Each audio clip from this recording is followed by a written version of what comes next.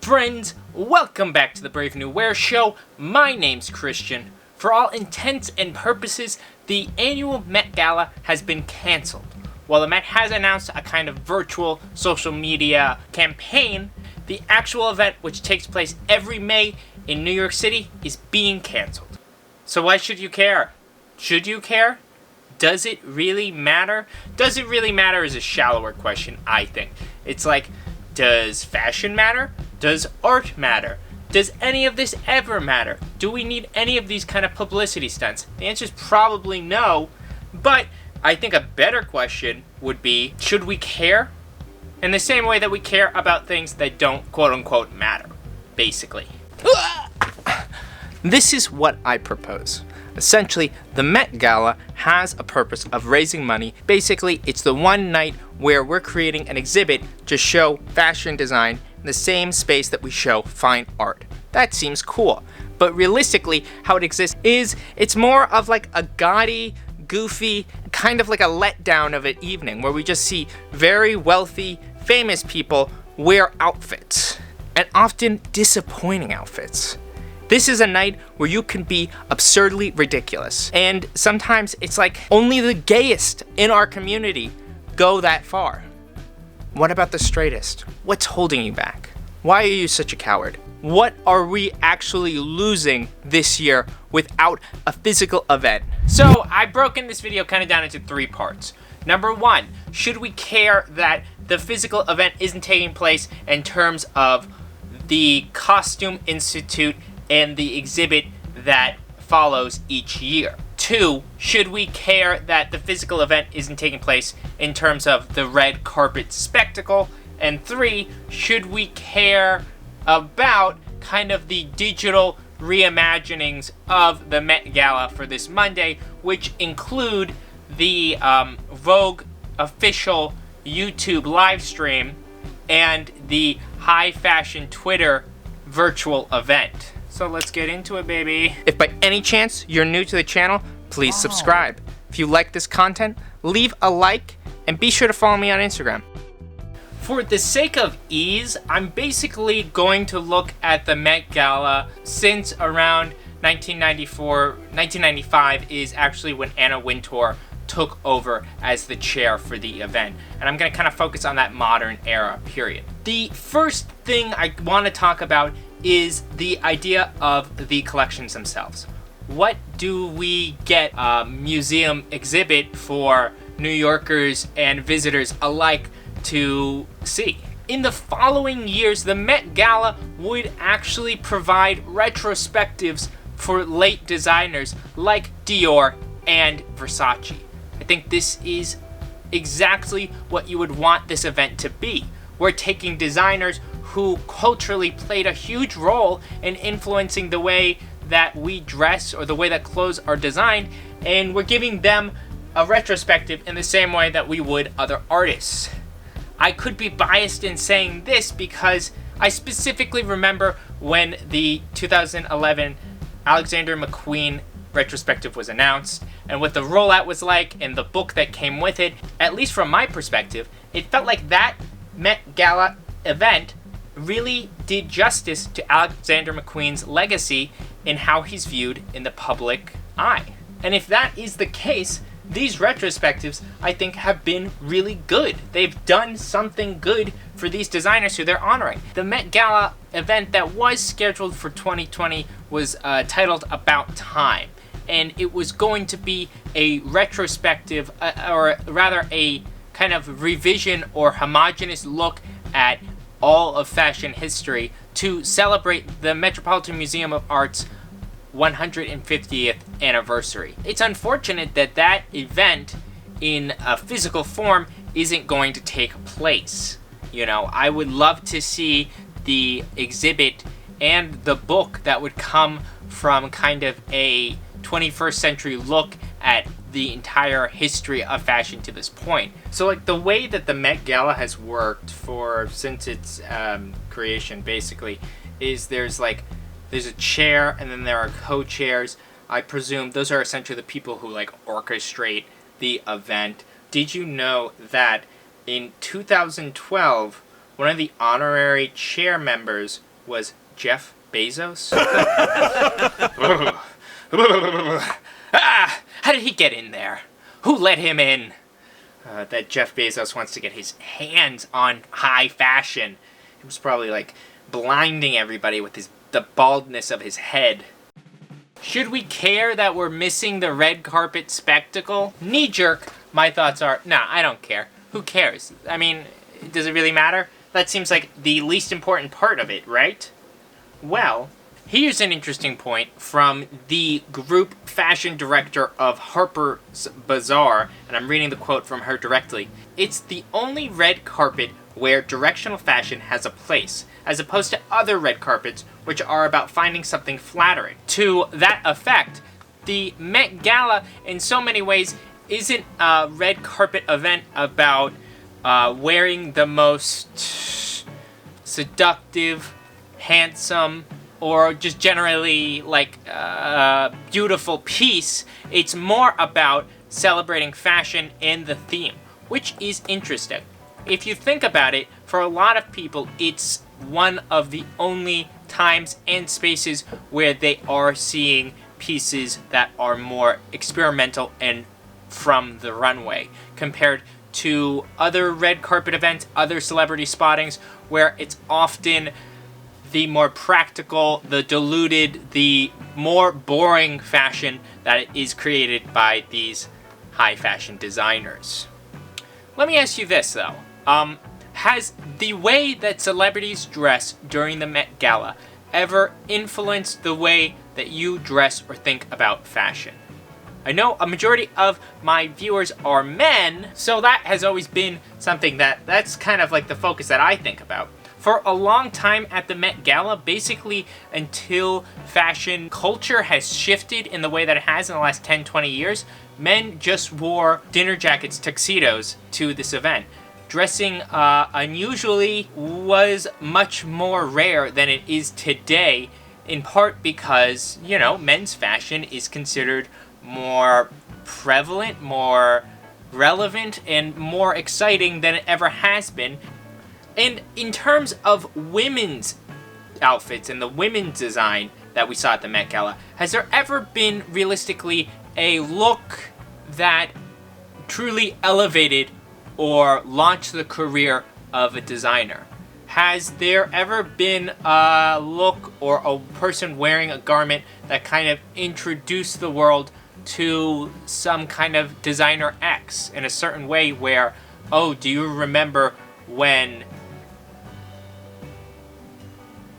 who's a celebrity? Oprah wore that Tom Ford dress, and that was the start of Tom Ford's career? If there was a time or a kind of a moment, a celebrity and a garment that sticks out to you that you think maybe is more influential and stunning than I am giving credit right now, let me know in the comments below.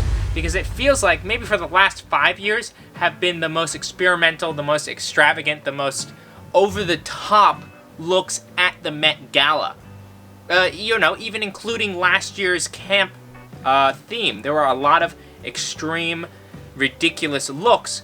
But the reason that I don't think they're as influential is because fashion is already kind of moving in that direction. We're already seeing our celebrities and influencers and whoever being that bold with their dress.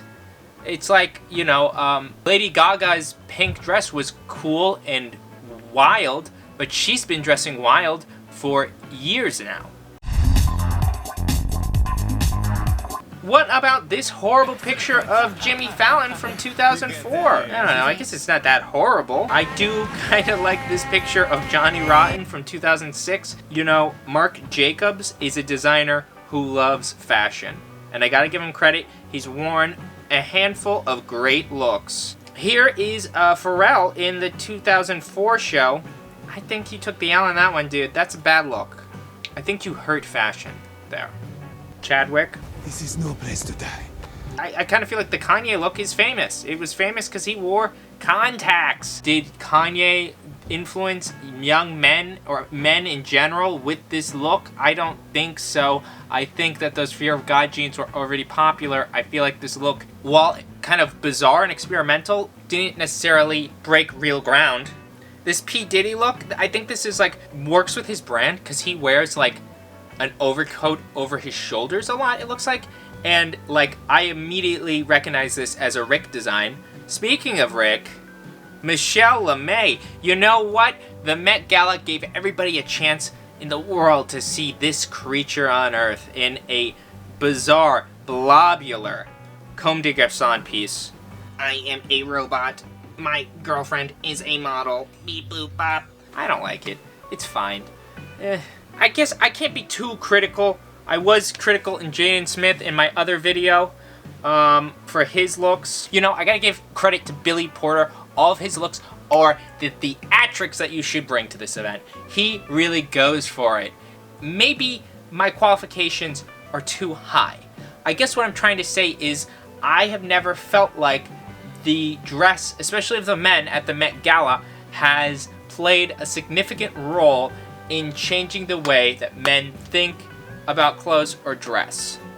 Perhaps as it continues to get more extravagant and wild, as it is in the recent years, the kind of cultural understanding and appreciation of high fashion, of the most bizarre and weird designs, will become more in like the normal ether, in the zeitgeist.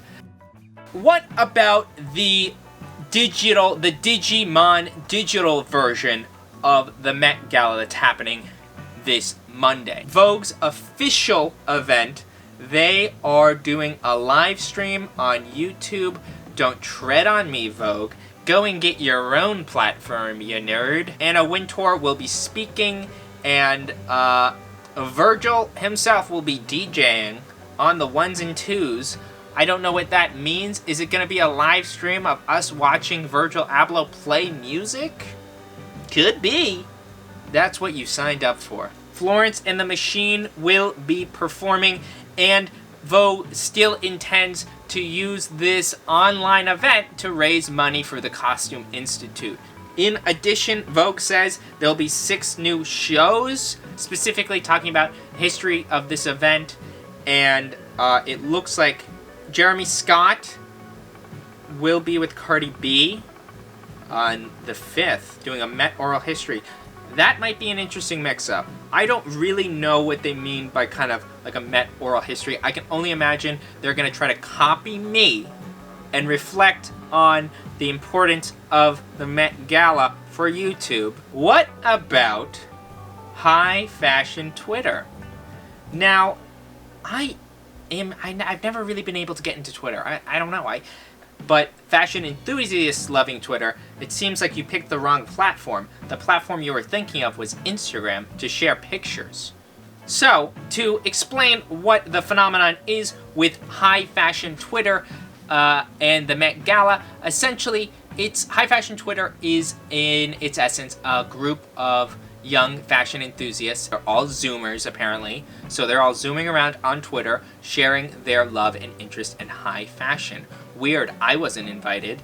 But this year, they were planning on doing kind of an accompanying event with the gala, but now it has become something of an event inviting everyone as a quasi-digital replacement for the Met Gala. Essentially, the rules are as follows. Typically, you gotta have $30,000 in your pocket and be a celebrity to be invited to the gala. But High Fashion Twitter is hosting their own version where you can put together a look using images online, using kind of a collage style, taking a picture of yourself with clothes you have in your house, and share it on High Fashion Twitter during Monday. The High Fashion Twitter community and this event is all orchestrated by a young woman named Aria Olsen, A-R-I-A. Is that Aria? I don't know how to speak yet. She is 19 years old. She is studying aerospace engineering at the University of Michigan, orchestrator of High Fashion Twitter, and she is orchestrating this High Fashion Twitter event, which, after she announced it, received a lot of support and buzz from this High Fashion Twitter community. You know, I mean, I'm salty. I get jealous when young people are more successful or get attention and I don't. I mean, this young girl who doesn't even want to study fashion is being interviewed by the New York Times. What about me? I want to be lazy, but important. What do I think about this home-brewed version of the gala? I think that it is charming and fun. Nice way to kind of continue to celebrate fashion. It seems like the high fashion Twitter community is a community like us who love fashion and love design and want to take a moment to say, we're all invited. Share your favorite looks. Share your own looks that you can create, like with a mood board, and it's like you're at the Met Gala this year. I guess there is something nice about taking high fashion and trying to make it more accessible to everyone. So guys, you gotta tell me in the comments below, do you think that you will be impacted spiritually, emotionally by the absence of a Met Gala? Are you gonna watch the live stream? What do you think we're missing? What have I missed? Is there a like hot, iconic look that I forgot to mention in this video? And I will definitely catch you guys next Wednesday for my next video. And if you haven't sent in a Pinterest board for my follow-up aesthetics video, feel free to DM me. I'm probably gonna start putting the next video together on Monday, so send it to me today. All right? And I'll catch you guys later.